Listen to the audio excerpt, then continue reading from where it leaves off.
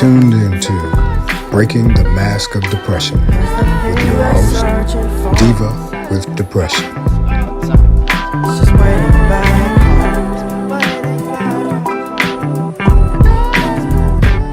Hey guys, welcome to another episode of Behind the Mask with Diva with Depression. And you already know who I am. Welcome, welcome, welcome. Thank you for taking the time to listen today. How are you guys doing? How are you really doing today? Remember, you're not supposed to lie to me. We have to start telling the truth from now on so we can know people where we're at and how we want them to treat us. So if you're not feeling well, then say it. And if you are feeling well, say that too, so we know how to move forward. I've been having a rough time. I'm being honest with you. The last couple of weeks have been a little, haphazard for me. I'm having problems with one of my meds, as usual. But of course, we'll discuss that at a later time because I have stories for days about mental illness and the medications that go with it. And so I'm just waiting for my next appointment to sort of get on track again, hopefully with a different medication that'll give me a little bit of oomph. My emotions have been all over the place. I'm crying every 5 minutes. I'm angry every 5 minutes. I'm sad every 5 minutes. And most of the times they come at the same time. So it's been hell. But I'm here. And so that's a good thing. I get to chat with you guys today. I'm still a hot mess though. I don't know if people identify with that having a mental illness alone is a struggle. Having a physical illness alone is a struggle. But having both at the same time, it's rough. Hope and happiness is hard to come by when your head is not feeling well and your body is not feeling well. I'll give you an example of, people say that exercise helps with mental illness. But if you have a physical illness and you can't exercise, you're sort of at a catch-22. And I don't think that people really understand that, your brain is strong enough to stop you from getting out of bed. But if you are lucky enough to get out of bed, sometimes your body is not strong enough to do all of the things that you want to do. So it can be tough sometimes, but we don't give up hope. We do what we can. And that's all you have to do is do what you can. Days when I can't get out of bed, I sit up straight and watch TV that way. And at least I know I did that. If I am able to get out of bed, if I walk into another room, or if I stand in the kitchen long enough to cook myself something, or make it to my office to do some work, those are not big things to everyone, but they're big things to me because that says that I did something for the day. And it doesn't matter how big or small the deed or event, try to always celebrate an accomplishment. So today I want to touch on something.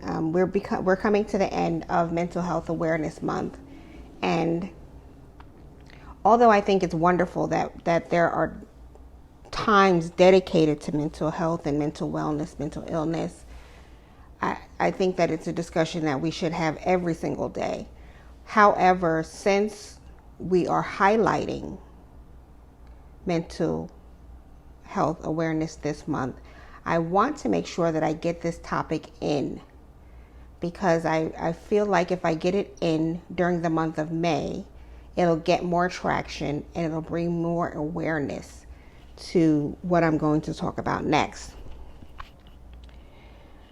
Now, everything that I discuss, I give a disclaimer, that anything that I discuss can be triggering. I talk about my experiences, and some of them are pretty dark, some of them are pretty painful, and some of them may be a trigger to anyone. However, what I'm talking about today is a major trigger for some people: suicide. Now, I'm not going to go in depth with it, but it will be mentioned. And so, since I always want you guys to be safe and well, I wanted to put that out there. And of course, if you are feeling like, hopeless, helpless, always reach out to someone. My information is in the tagline. And at the end of this session, I'm going to give you some resources to contact if you're feeling low. So what I'm going to do first is I'm going to, I'm just going to get into it, okay? I'm not going to prolong it. Maybe if I die, they will be satisfied. He'll figure out that he loves me, and she will see how life is when I'm not doing everything. Your brother tried to kill himself. Call the hospital. Ma'am, this is not the first attempt. You cannot take her home. Miss, I cannot reveal too much, but you need to get here immediately.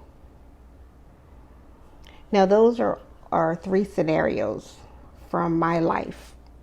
But you know what they all have in common?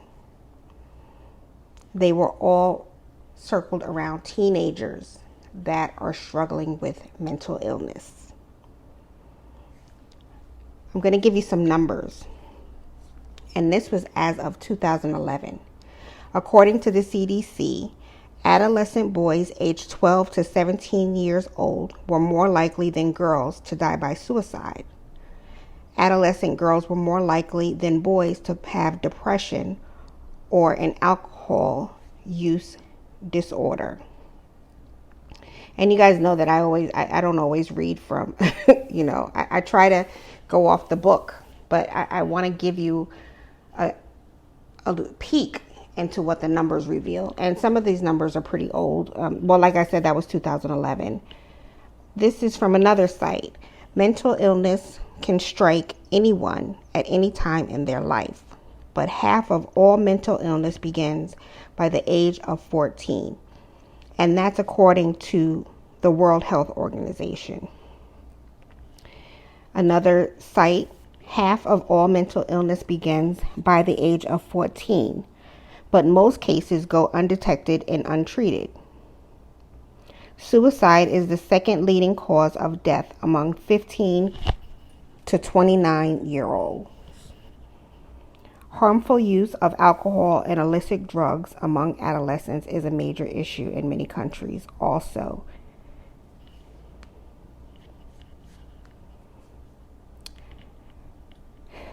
Another site and statistic. 7.4% of children aged 3 to 17 have been diagnosed with a behavior problem. 7.1% of children aged 3 to 17 have been diagnosed with anxiety.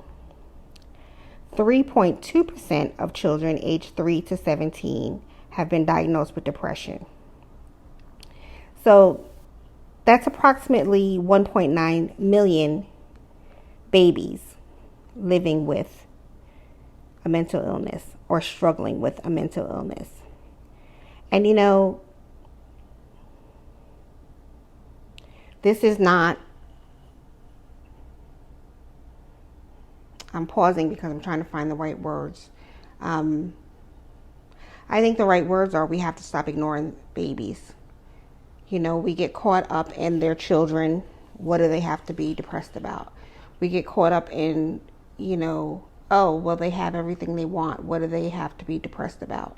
Do you ever watch movies or TV shows and you see, people, young young adults or young, I call everybody babies. If you're under 20, listen, I call everybody babies if they're younger than me.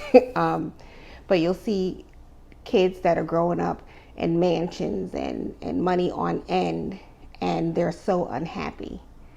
Well, that shows you that there is something that they have to be depressed about. And you never know what it is. You don't know what the trigger is. You don't know what's causing them to feel the angst. You don't know. So until you start to listen to them and you start to do some research, you can't keep discounting their feelings. I'm a mom, and I know that, sometimes we get caught up, oh, they're just a teenager. Well, there's no such thing, because if you can believe that a 3-year-old can suffer at the hands of a monster in terms of sexual abuse, then you have to believe that that same 3-year-old is going to live the rest of their life with that trauma, and that trauma is going to trigger something to make them unhappy, to make them depressed. So don't discount anything.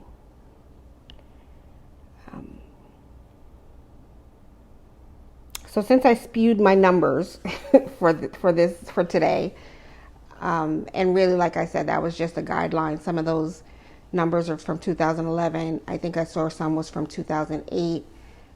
If you want to go to the CDC website, or you go to the WHO website or the NIMH website, they can give you more up-to-date numbers. But I'm going to speak from the heart because, like I said, I was a teenager struggling with mental illness. I had teenagers that were struggling with mental illness. So in turn, I had friends that age, and I had my babies had friends that age. So, and I still talk to teenagers and young babies that are at that age and they are struggling. So, I'm just gonna, like I said, keep it real. Now, I grew up in a kind of a dysfunctional situation. There were many times that I knew something was wrong with me. I just didn't know what was wrong with me. And because, some of the things that I was dealing with, when you're inside looking out, you know that they are not the same as every other person in your age group, but they're normal for you. And so, sometimes I would think, well, this is my life. This is what I have to deal with. These are the cards that I was dealt, and, that's just the way it is. But I think that deep down inside, I knew that there was a sadness in me. I knew that there was darkness at a very young age. And it, I don't know how to describe it. All I can say is when you know, when you're living it, And I didn't have anybody to talk to about it. You can't talk to, you can, share general things with your friends in your age group, but, everybody's going through their own thing, and they may not understand how severe your darkness is, or how severe your pain is. And I also didn't trust anyone. Trust is a big thing for me, and it's something that I don't have a lot of. And I know that I can say that from an early age, I didn't trust people. And I'm sure that the reasons why will come out later, but I didn't trust anyone. And then if I did trust someone, I didn't trust them not to tell my mom. Because, sometimes I think that parents are a little bit more aware nowadays, so they sort of know when they have to involve a parent and when they don't. I believe at my age, at that time, When you share certain things with another adult, they immediately would go to your parents. And since I grew up in the what goes on this house stays in this house generation, I knew that if what I shared with someone else about how I was feeling or what I was experiencing got back to my mother, she was not going to handle it gracefully. And I was terrified of that too. And so I didn't share. I had, I know that I can speak now at this age and say that there were one or two adults who recognized that there was something off, and they tried their best to to make up for it, but I don't think anyone understood. My father, he had a window at different times into things that were going on and the things that I was struggling with. But instead of being someone that would help me, he used those things to demean me and ridicule me. There was an incident that happened, and instead of being in the adult and the rational mind in this situation, he chose to share it with outside people. And some of those outside people happened to be staff members at the school that I attended. And so this incident was shared with everybody. I mean, this is what they talked about in the break room. So, at different times I learned that adults were not the people that I can trust. And it didn't matter whether they were blood or not. They just didn't have my best interest at heart. And so when I look back at this age, I'm sad because there were adults, they were supposed to be the adults, and they were supposed to take the time to take care of me and do the best that they can to raise me. And they didn't. And so since I didn't have the trust of anyone, and since I didn't get to share what I was feeling, I didn't get psychological care. I had, in my lower grades, there was a psychologist that came in once a month. But like I told you guys before, I didn't talk. And if I did talk, I definitely was not sharing what I was feeling or what I was going through. So it was really just a matter of him going through the motions, when he came in every week. And after a while, that ended. So I'm not sure, what happened. But I do know that since I didn't have any care and I didn't talk to anybody, taking my life was a constant thought. I felt like things would be better if I wasn't here. And that's at a young age all the way up until now. I still feel like that sometimes. And I don't know why I really never attempted to do it. But I didn't. And I don't know why I never tried in my adult life. Prior to having my kids. I know after having my kids, anytime that thought entered my mind, I would, I knew that I had to be here for them. Now, the first example that I read to you about my brother attempting at age 19, he attempted to take his life. And that was the call that I got from my mother. And we were in 2 different states at the time. And up until now, my brother and I have never had the discussion about what his mindset was at that time. I just know that it happened. He made it. He was he was smart, and he, after he made the attempt, thank God he reached out to his girlfriend at the time, and he got to the hospital in time. But can you imagine being 19 years old and being in such darkness and in such pain that you feel like that's the only choice that you have? I want you to really think about that. And then I want you to look around at the 19-year-olds that you know and think about the things that they say and the things that they do, the things that they don't say. What do you think? Do you think that there's cause for you to maybe reach out to them? I want you to really pay attention to that. We're going to start with 19 years old. So look at all the 19-year-olds in your life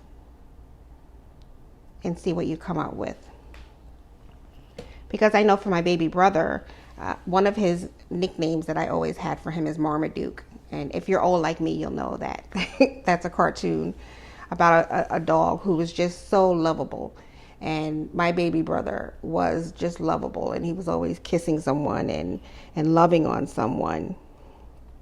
And so, to think that he was in that pain, although we grew up in the same environment and struggled with some of the same things, I still couldn't believe that this bundle of joy was in that much pain.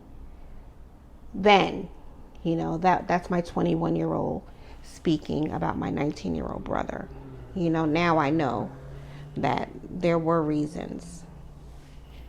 And some of the signs were missed. And also, the what goes on in this house stays in this house situation was at play. So I'm sure that's part of the reason why he never shared. But that was at 19. Now the last two scenarios, and this is tough for me, so you'll hear a lot of pauses in this part. The last two scenarios were my children. And so I will tell you that just because I live with a mental illness and struggle with a severe mental illness does not mean that I have the answers. And that does not mean that I have the 20/20 vision into what the people closest to me are going through. And so in that case, those are my babies, and I'm very close to my babies.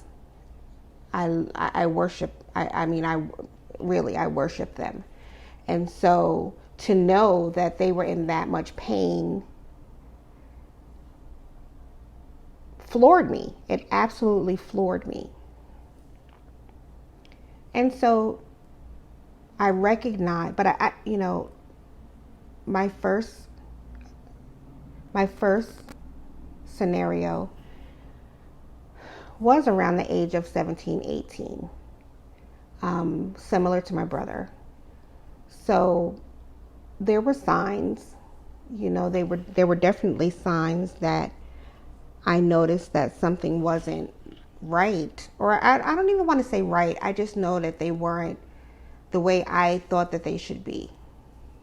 I guess when you're surrounded by children and their friends, and you sort of see how one child acts compared to another child, you sort of come to this conclusion about what's right and wrong. And I think that when it comes to parenting, there is no right or wrong. However, I did notice that there were signs that she was struggling. And in some cases, I did what I could to alleviate some of that pain. But we're human. Even though we're parents and we're supposed to be superheroes, we're still human. And there are some things that we cannot control. And so I couldn't control my first child spiraling into the tunnel that I live in right now. I couldn't catch her before she fell. And that's something that that will definitely stay with me for the rest of my life. But I'm sharing this because I want you guys to know that we can't see everything, and we can't save them from everything. We can't shelter them from everything.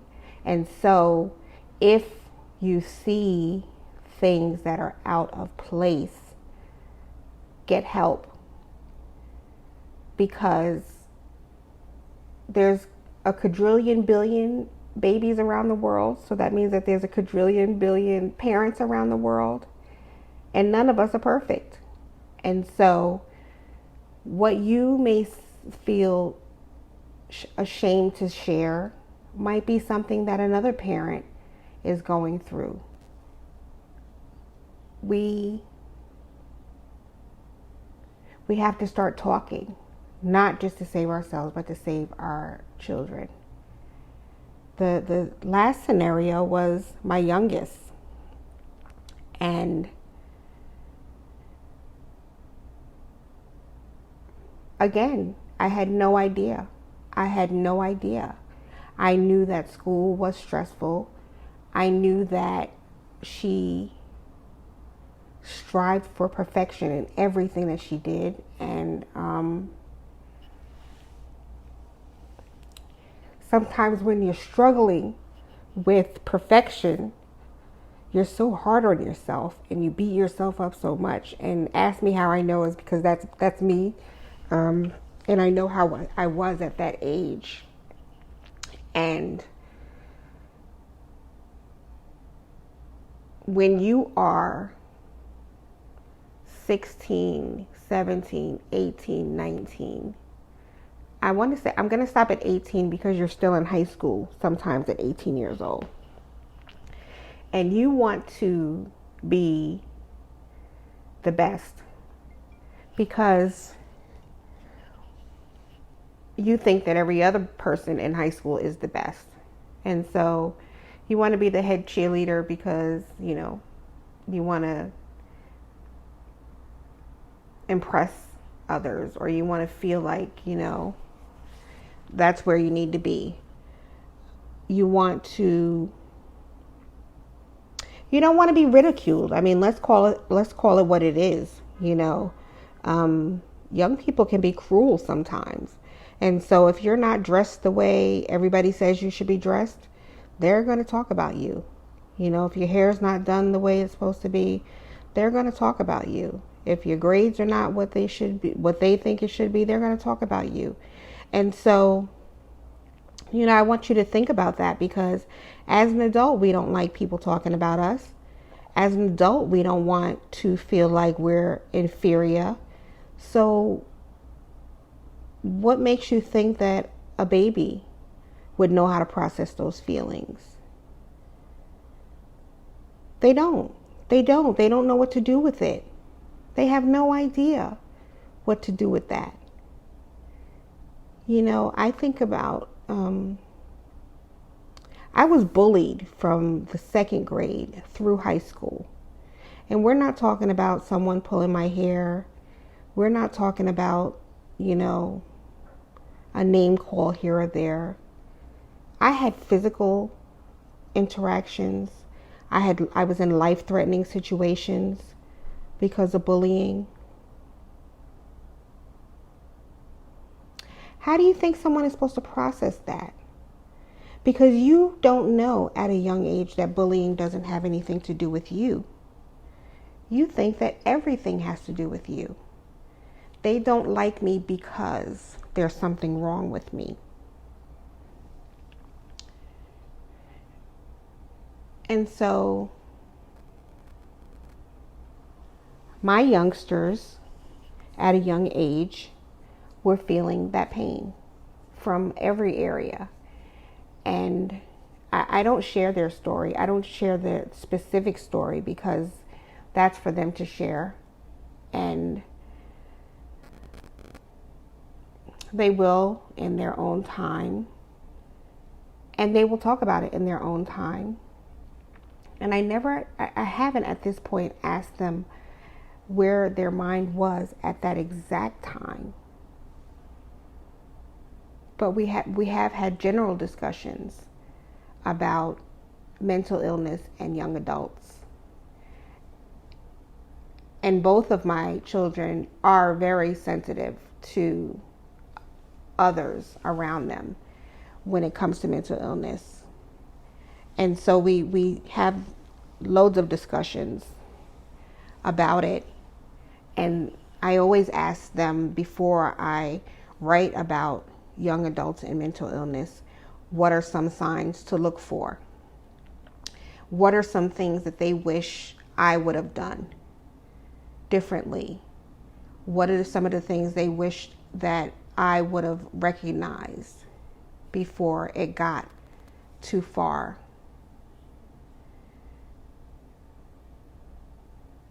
And I know on a lot of the interviews that I do, discussions that I have about mental illness and children, that is the number one question that I get.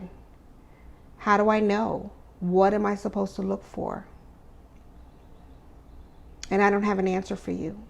I have no answer for you. I don't have a concrete answer for you. You know,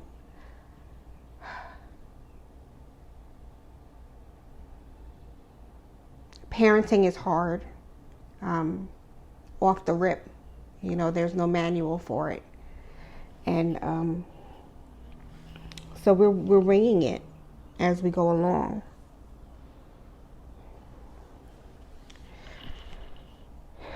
So I'm going to give you some of the things that I noticed with mine. One was isolation. One of my babies isolated, did not socialize anymore. She didn't want to be out with her friends. She didn't want to do the things that she used to do.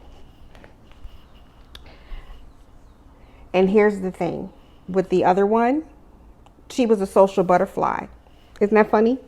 I was always, taking her to a friend's house or picking her up from a friend's house. So, one was isolated and one wasn't. You see what I'm saying? It's so different. The sleeping a lot, that was something that I noticed in both. But I'm a night owl, and my babies are night owls too. So we don't come alive until after 5 or 6. So, it was hard to pinpoint. But what the typical come home from school after a day, come home from school, take a nap, and then get up and do homework and eat dinner and, go through your regular routine. That when that is different from coming home from school and just sleeping until 1 or 2 o'clock in the morning, and then, struggling to get yourself prepared for the next day. So that's a big thing.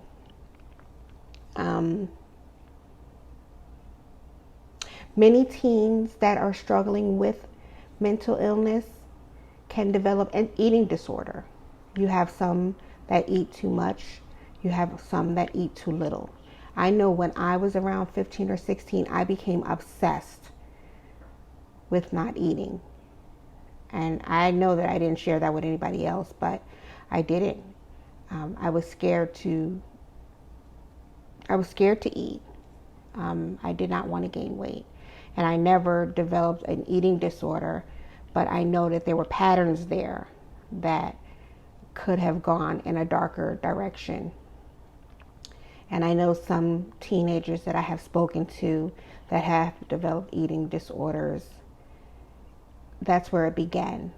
Someone said that they were too fat, or someone said that they were too skinny, or they couldn't wear the clothes that their friends were wearing. Things like that. And so I think that that's another thing that you should pay attention to in your children and the children around you, their eating patterns. That's definitely something to pay attention to. And the being withdrawn. How was your day? Fine. What are you doing? Nothing. How do you feel about, I don't know. And I know that we always say that that's most teens. You can't get a full sentence out of them. But, we have to start forcing conversations, especially if you have an inkling that they're not feeling well. Sort of try to push the envelope a little bit.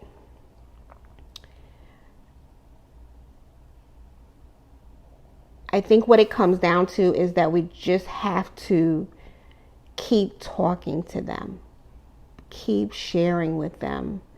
Don't be ashamed to share your experiences with them. Don't be ashamed to tell them what you went through in the past. We all have a past. We've all done some things that, we may not be too proud of, but they can be a testimony to your children or the children around you. The bullying incidents that I went through were embarrassing for me. But I still share them. My girls can tell you, about them, because I want them to know that, number one, this is what you look out for in people. And number two, it has nothing to do with you. We have to start letting them know that the things that are done to them by other people have nothing to do with them. It does not change how amazing they are. And I think that that's something that we have to start doing more of. And I know that that's not going to save the world, but if we walk up to a child a day and say, you are amazing, you are beautiful, you are loved. Oh my goodness, could you imagine? I don't think we do that enough. I don't think that we do that enough. And if you find yourself in a position where you are the person for someone's child, don't take it as a burden, take it as a source of honor, that you are that person, that someone trusts you enough to come to you to share. I always share this story about one of my daughter's friends, and she was going through a rough time, and she would walk into the house and get in the bed with me and start talking. And, another time she had a rough time with something and she called me and I was there, and, I fussed at her, sometimes for getting into those situations, but I was so honored that she felt like she could come to me to help her, and so as the adult in the room, as a teacher in the room, a social worker, an advocate, that's something that I don't take lightly.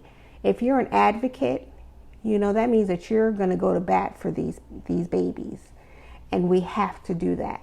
And there's no degree needed to be an advocate for the babies. There's no training. There's no nothing. There's you with your good heart opening up your ears and listening, because sometimes that's what they need. They just need somebody to listen. And, when you give these numbers that there's 1.9 billion children or million children struggling with mental illness, that's not acceptable. That is not acceptable, especially in 2021. We have to do more. And so I'm going to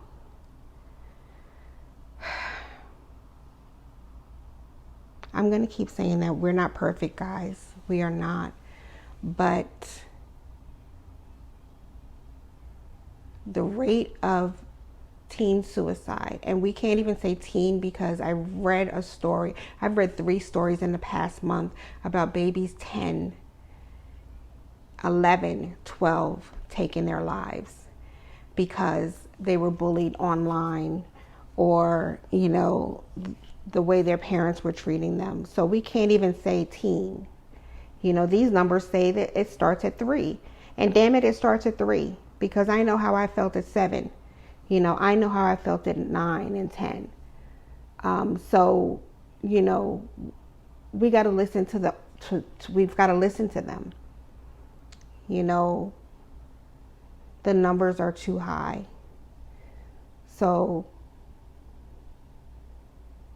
start listening, start monitoring.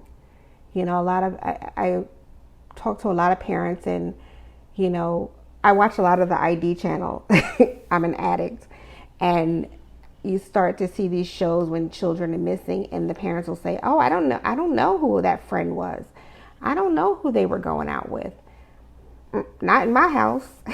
My favorite line is, I need the social security number so I can do the FBI background check because y'all not taking my babies nowhere and I don't know who they're going with. Listen, both of my kids are adults and I still need to know where they're going and who they're going with. So, no, don't let your kids have people involved in their lives and you don't know who those people are. At least get a phone number and an address. So, if something happens, you can contact them. Reach out to other parents, and let them know if you see something different in your child, talk to one of your friends that's also a parent that may or may not be in the same age group. And you guys can discuss it together and come up with a solution and see where you're at. But don't give up, on your children. Don't give up on yourself. Don't beat up on yourself. Just start talking more, start listening more, start, checking their social media habits. I know that can be hard because, they don't want to give up the passwords. They don't want to give up their iPhones. But those are things that need to be monitored because, I always give the example when I was being bullied by the people at school, it only went as far as my front door. They didn't come inside with me. But now our children are bombarded 24 hours a day, so they're bullied in person all day at school. And then those same bullies will be on their Instagram and Facebook and TikTok and whatever else accounts, That's another thing. Talk to your kids about social media, just because you see if you see your friends on social media and they have this and they have that and they're smiling or whatever, that's social media life, honey. That is not real life. And listen, I had to learn that as an adult, and I still do, because you see something on social media and you become envious and you think that you're missing out on something. But people only post, they post the good stuff. They don't post the bad stuff. So teach your babies to not get caught up in optics, because that's not everybody's real life.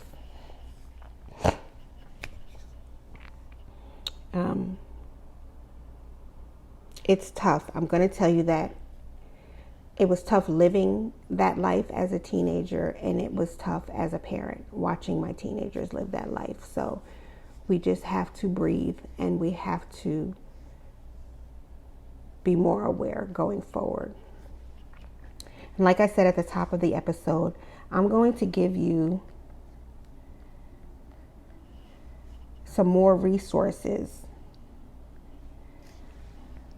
The suicide prevention hotline is 800-273-TALK. That's 800-273-8255. The crisis text line is 741-741. And that's a popular line because, people with mental illness do not like to talk on the telephone. So that's awesome, because you just text them and they text you right back. And those counselors will continue to text conversations. So, though that's something that's popular with younger people. So make sure that they have that resource. I always talk about National Alliance for Mental Illness, which is NAMI, and Mental Health of America. They both have hotlines, and you can call those hotlines and they will make sure that you get the resources that you need. But if you have to paste this on your refrigerator, make sure that your children have these numbers in their phones. Make sure that they have access to it. Please do. Please do. Let them know that they can access some of these resources on their social media pages. And that will let them know that it's okay to reach out to someone and to talk about things.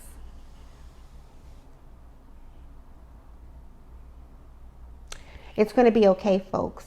It's going to be okay. Our babies are going to be okay. So today I just want you to go hug a baby, go listen to a baby, go sit next to a baby, and just sit there with them if that's what they need. You don't need a PhD to be an advocate for the babies. You just need to be you. And that's what we need. So take care.